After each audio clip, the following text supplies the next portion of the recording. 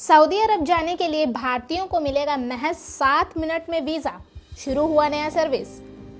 Saudi अरब जाना कई भारतीयों का सपना होता है, लेकिन वीजा नहीं मिलने के चलते यह सपना अक्सर अधूरा रह जाता है। मगर अब ऐसा नहीं होगा, क्योंकि सऊदी अरब ने अपने वीजा नियमों में भारी बदलाव करके भारतीय प्रवासी समेत विदेशियों को भी राहत दे दी है। तो कैसे सऊदी अरब जाने के लिए मिलेगा वीजा, आज इसके कुछ आसान प्रोसेस आपको बताएंगे। अस्सलाम वालेकुम, मैं अंदलीब अख्तर और आप देख रहे हैं डेली सऊदी न्यूज। सऊदी अरब में पहले 3 महीने के लिए एक प्रवेश वीजा दिया जाता था, मगर अब सऊदी अरब अपने यहाँ ज्यादा से ज्यादा पर्यटकों को आकर्षित करना चाहता है। इसके लिए सऊदी अरब किंग सलमान वीजा के नियमों को आसान करके सिस्टम को ऑनलाइन कर दिया है।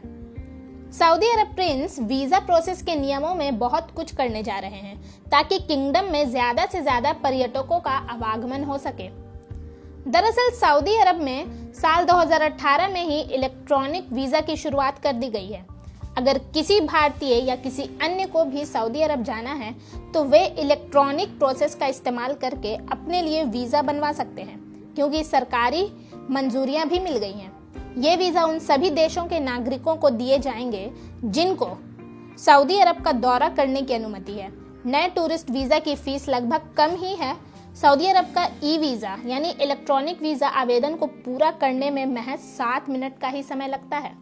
अगर वीजा बनवाने की लागत की बात करें, यानी टूरिस्ट वीजा बनवाने की लागत की बात करें, तो सऊदी अरब के टूरिस्ट वीजा की लागत फिलहाल भारतीय सिटीजन्स के लिए लगभग 376 रियाल यानी 8,256 भारतीय रुपीज में है, जिसमें आपको वैलिडेशन 1 साल का मिलेगा।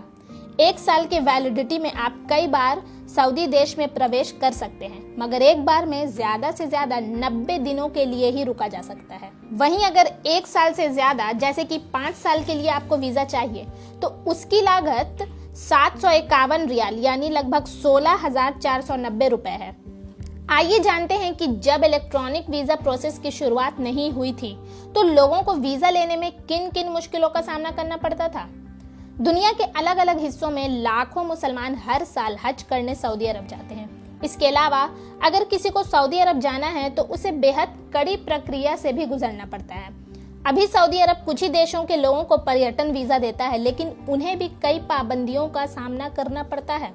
उदाहरण के तौर पर वे किसी निश्चित कंपनी के जरिए ही यात्रा कर सकते हैं, अगर किसी निर्धारित होटल में ही ठहर सकते हैं। उदाहरण के तौर पर वे किसी निश्चित कंपनी के जरिए ही यात्रा कर सकते हैं और किसी निर्धारित होटल में ही ठहर सकते हैं। बीते कुछ सालों में सऊदी अरब में कई तरह की ढील दी गई है। एक तरफ सिनेमा घरों को अनुमति दी गई, वहीं महिलाओं के ड्राइविंग करने पर भी लगी रोक को हटा लिया गया। साथ ही अब राष्ट्रीय उत्सवों के दौरान महिला और पुरुष आपस में मिलजुल कर रह सकते हैं। भी सकते हैं। सऊदी क्राउन प्रिंस मोहम्मद बिन सलमान का सऊदी किंगडम जैसे मुस्लिम देश में ढील देने का खास मकसद केवल यही है कि देश की अर्थव्यवस्था को तेल की निर्भरता पर से कम करके सामाजिक सुधारों को तवज्जो देना है, और पर्यटन वीजा की शुरुआत भी इसी का हिस्सा माना जा रहा है। वहीं लाल सागर में बसे 50 द्वीपों को जोड़कर एक बड़ा लग्जरी रिजॉर्ट भी बनाया जाएगा।